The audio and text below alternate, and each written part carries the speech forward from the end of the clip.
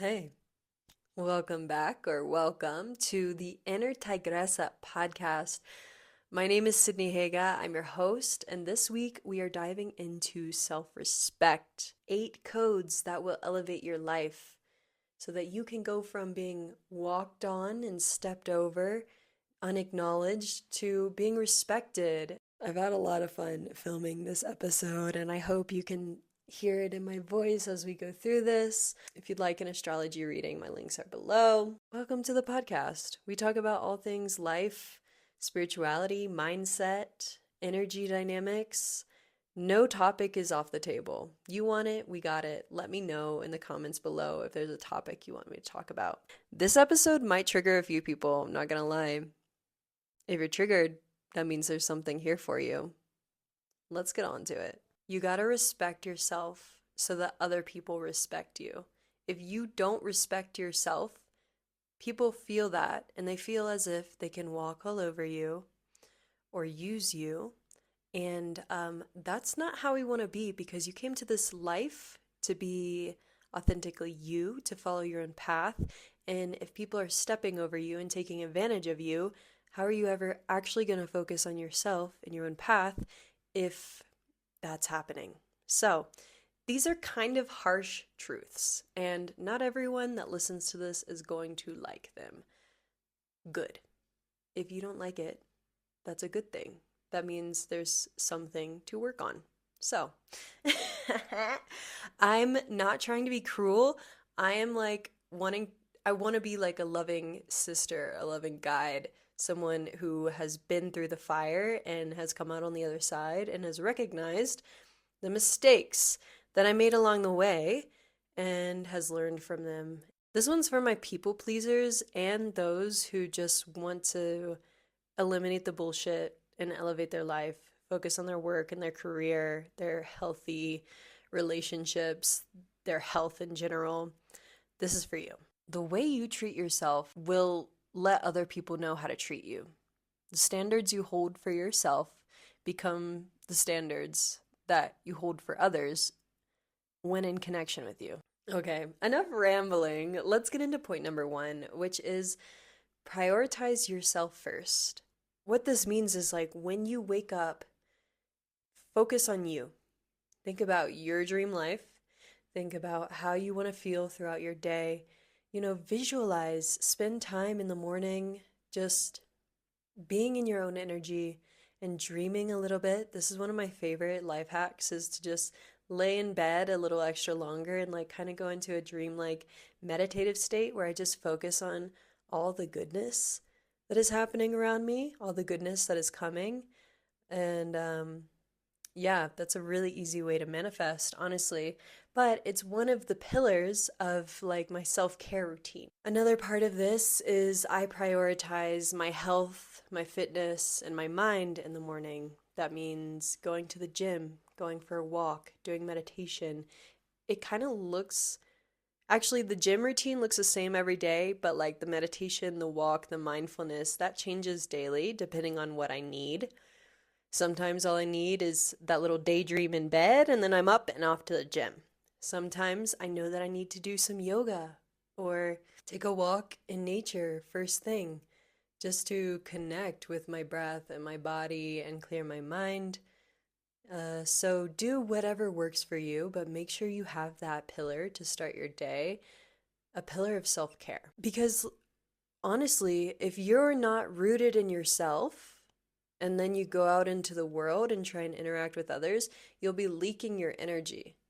You won't be coming from your most authentic, centered place. You'll be coming from a place of like, I need this, I want this, like, let me do this so that I feel valuable. When no, if you start your day centered in yourself, taking care of yourself, you'll go out into the world and give from a place of overflow, from a place of, I can give this right now. I want to give this right now. I'm happy to share. I'm happy to commune with you. This routine can prevent burnout because you're taking care of yourself daily. Because honestly, you'll just show up as a better friend, partner, friendly member, a family member, and a leader. Number 2 is to control your tongue. Not everyone needs to know everything, and your words carry power. So it's important that we're mindful of how we speak about ourselves, our health, our finances, our relationships, our future. If you're constantly repeating stories about what's going wrong, you'll stay focused on what's wrong and then manifest more of what's wrong because whatever you focus on expands. So instead, speak life into yourself, life into others. Speak about the possibilities, the dreams. Don't limit yourself through your words because your words are spells. So if you talk about being broke, you're going to be broke. You talk about being poor, you're going to be poor. You talk about being lonely all the time, you're going to continue to be lonely. But if you talk about how grateful you are for what you have now, for the opportunities in your life, for everything that has come in, like all the blessings that you have, if you're counting your blessings and speaking to your blessings, that amplifies the blessings in your life. If you're talking about how great your partner is and how well they treat you, you're going to receive more of that treatment. So if something isn't working out the way you want it to, sometimes the best thing is to stay quiet. And if you need help and guidance, you can reach out to someone who's going to work with you and guide you, right? But you don't need to go to every single person in your circle, your friends, your family members, your colleagues, and tell them the drama of your life because that will only perpetuate the drama. Your privacy is power. Don't leak your energy by letting everybody know everything. Keep things to yourself. Number 3 is to vet people before letting them into your inner circle. Trust is something that should be earned, not assumed. One of the biggest lessons I've learned is that it's okay to move slowly in friendships and relationships. You're not in a rush. You don't need to force closeness. Let people reveal themselves to you over time. Watch their actions. Observe how they interact with others, how they treat themselves, how they treat animals, so that you can truly have an idea of if this person is a genuinely good person to have in your life. It's so easy to act friendly, to show up with a smile and be charismatic and get people to like you. What's harder is to genuinely be a good person and show up like that day after day after day. Looks can be deceiving. People's words can be lies. So in order to protect yourself from people who are here to steal your energy or waste your time, move slowly, observe their actions, and don't fall in love immediately with the first person that gives you love or the first friend that comes into your circle. You can get along with them, you can have a great connection, but that person doesn't deserve to get to know everything that's going on with you. That person doesn't get to immediately have access to your full inner world because that space is sacred and deserves to be earned. I used to believe that I was an open book, but then people learn way too much about you and can take advantage of that. I'm an open book to people that I trust. Number 4, don't tolerate their disrespect. Boundaries mean nothing without action. If someone disrespects you, communicate your boundary clearly. Let them know what behavior you do not tolerate. And then, if it happens again, remove yourself. Follow through with action. Create distance. This protects your peace. If that person is actively disrespecting you, the best thing you can do is walk away. Because they're never going to learn if you keep yourself in their orbit, allowing the disrespect to continue, even if they tell you, oh, it won't happen again, I'm so sorry, blah, blah, blah. Don't believe that. Believe their actions. Especially with men. Yes, I'm calling men out right now. Men do not learn through words, through you giving them a lecture. Men learn when you're like, nope, and walk away. Nope, and don't text back. Nope, and I'm not seeing you again. Thanks. So, yeah, don't be afraid to walk away from people who continue to show you disrespect. Protect your image. Don't allow yourself to fall apart in front of someone who has been actively disrespecting you. This is queen and king behavior. You think a queen cries when she gets her feelings hurt by somebody? Not in that moment, maybe later. We're human, we have emotions, we feel things. But if someone does something to hurt you, don't give them a reaction. If someone disrespects you, stay composed. Smile. Be polite. Stay grounded. Because your emotional reaction only feeds into their ability to steal your energy and disrespect you even more. You don't need to explode in order to prove your point. You don't need to become someone you're not by getting angry or yelling, throwing things. Like, no, none of that is necessary. What is best is to, in that moment, stay composed and then leave, cry about it later. Go for a run, kick something, like let your anger out or your sadness, your frustration, but don't do it in front of them. Don't give them the pleasure of seeing you in pain. I know, this one's hard because I feel like, especially if you're someone who's empathic or someone who's sensitive and feels a lot, this one can be hard. You want to show your emotion to that person. You want to let them in and let them see how you're feeling. Not everyone deserves that. There are people in your life who love, honor, and respect you and can hold you when you fall apart, who can acknowledge how they've hurt you.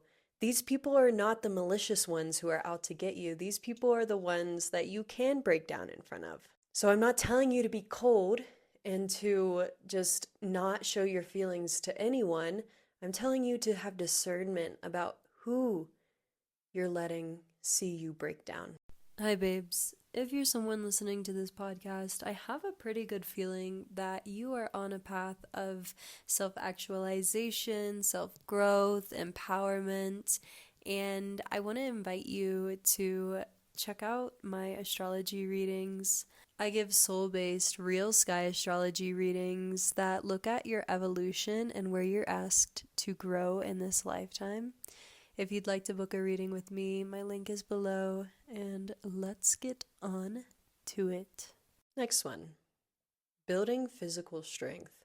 This one will actually, not only will you build physical strength, you'll build spiritual, emotional, mental strength. If you get into the gym and you start lifting weights, or you take a martial arts class, you go for a hike, you move your body. This physical activity creates discipline, and discipline creates confidence, and confidence creates stronger boundaries. As someone who has always been sensitive and empathic, and I feel what other people are feeling, when I started to focus on my physical strength, I saw my boundaries actively change. I saw my energetic fields strengthen. I can observe, those words are very similar. Absorb, observe. I can observe what someone's going through, how they're feeling, and I can empathize with them without absorbing that energy because it's not mine to carry. It wasn't always like this in the past. Someone would be feeling something and I would immediately pick it up and carry it around as if it were my emotion to carry when it wasn't. Working on your boundaries, your strength physically will translate into spiritual boundaries. Learn to enjoy being alone. Become your own best friend. Become your own lover, your own parent, your own partner. Spend time with yourself. Take yourself out on adventures or dates or to run errands. Like, just be your best friend. Nobody will be there with you 24/7 besides yourself. So you better get to like your own energy. This is why I love solo travel, because it forces you to be alone in unfamiliar environments. And honestly, when that happens, you build this connection and confidence within yourself that you can handle things on your own, that you can be alone with your own thoughts, your own feelings, and not need to run from them by chasing company. If you don't feel like going out, don't go out just for the sake of what? People liking you or you feeling less lonely? No, stay home, be with yourself. Enjoy your alone time. It's a blessing. The more comfortable that you become within your own company, the less likely you are to settle for relationships that don't align with your values. Let me repeat that just so you get it. The more comfortable you are in your own company, the less likely you are to settle for relationships that don't actually serve you or align with you. You can say no to someone.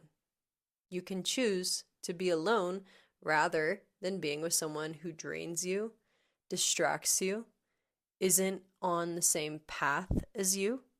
That's power. My last point here is to curate your circle. Who you spend time with matters because the people that you surround yourself with, you become more alike. Energy is contagious. Mindsets are contagious. Habits are contagious. It can be like a sickness, actually. That's a good point. Thanks. Okay. If you want to grow financially, spiritually, emotionally, or professionally, you need to surround yourself with people who inspire you. Surround yourself with people who challenge you to dream bigger. Surround yourself with people who genuinely respect you. And don't be afraid to put yourself in rooms where you're the least successful person there. Because those rooms, those people, they can stretch you. They will show you what's possible. Choose wisely, because who you surround yourself with, you become.